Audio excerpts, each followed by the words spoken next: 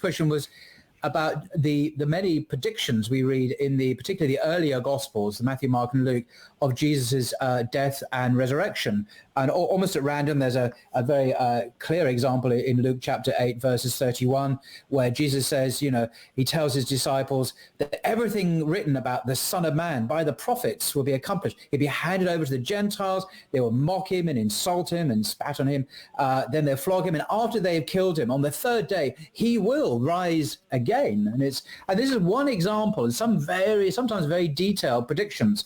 But the question is, in terms of the astonishment that is then shown by the disciples, the very same people in Luke 24, when the women come back from the tomb, they say, look, he's not there, he's risen.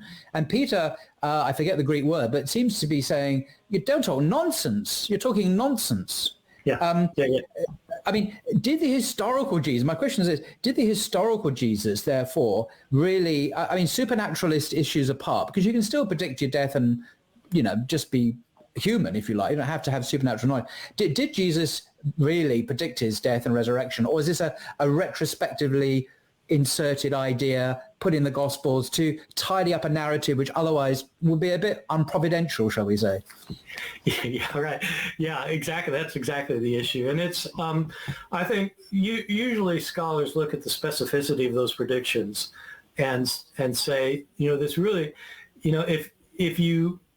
if you're pretty sure that early Christians are telling stories about Jesus and sometimes changing stories and sometimes changing the way he says things and sometimes putting words on his lips, which Christians definitely were putting words on his lips. And we have Gospels from early Christianity where Jesus says all sorts of things that nobody thinks he really said. I mean, Christians aren't doing this.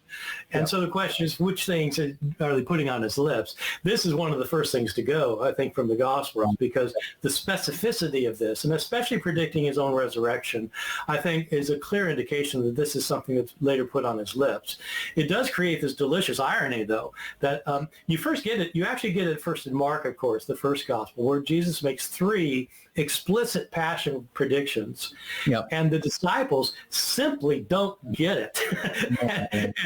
and a lot of that not getting it stuff gets mitigated a bit in Matthew and in Luke, but there are elements of it still remaining where they just don't, they're not expecting the resurrection, even though Jesus is spending in Luke, he makes 4 of these predictions.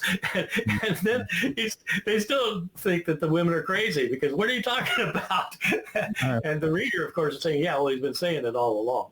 But just to clarify, the reason historians are skeptical is not because of some alleged anti-supernaturalist liberal bias.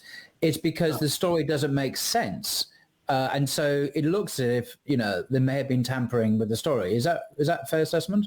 I'd say it's a combination of things. I think it's that we know that the Christians are putting things on Jesus' lips. There are things that Christians would like Jesus to say. Mm-hmm. We know we've got these very, very specific predictions.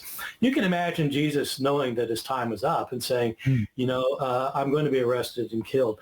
But when you look at what's specifically, and then you're right, the whole story doesn't make sense anymore then, because he keeps telling the disciples this, and either they were idiots or they weren't listening, or somebody's like, or Luke says, and not just Luke, their understanding, they were kept from understanding, as if Jesus told them this, and then they were prevented by God or someone from understanding. Well, what was the whole point of them telling them in the first place? Are they going to have the understanding taken away from them? It seems the never quite understood that. But, okay.